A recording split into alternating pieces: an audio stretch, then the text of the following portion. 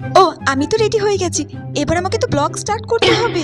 হ্যাঁ, তো hello guys, এই যে দেখতে পাচ্ছ আমি এখন রেডি হয়ে গেছি। তো আজকে তোমরা সবাই জানো আজকে শিবরাত্রি, সেজন্য আমি এখন শিবের মাথায় জল ঢালতে যাব। তো এই যে আমি এখানে সমস্ত কিছু নিয়ে নিয়েছি, এই ঘরটায় করে জল নিয়েছি, আর এখানে 5 রকমের ফল নিয়েছি। এই যে দেখতে পাচ্ছ ধূপকাঠি নিয়েছি, আর সাথে ঘি, মধু, এগুলো সমস্ত নিয়েছি। তো তোমরা প্লিজ ভিডিওটা স্কিপ করবে না। আমি এখন শিব মন্দিরে নিয়ে যাব, আর আমি কি কি করছি না করছি সেটা তোমাদের সাথে শেয়ার করব। তো চলো এসো।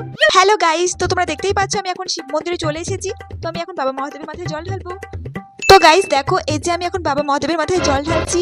এই যে দেখো তোমরা দেখতেই পাচ্ছ, এই যে আমি এইভাবে জলটা ঢালছি।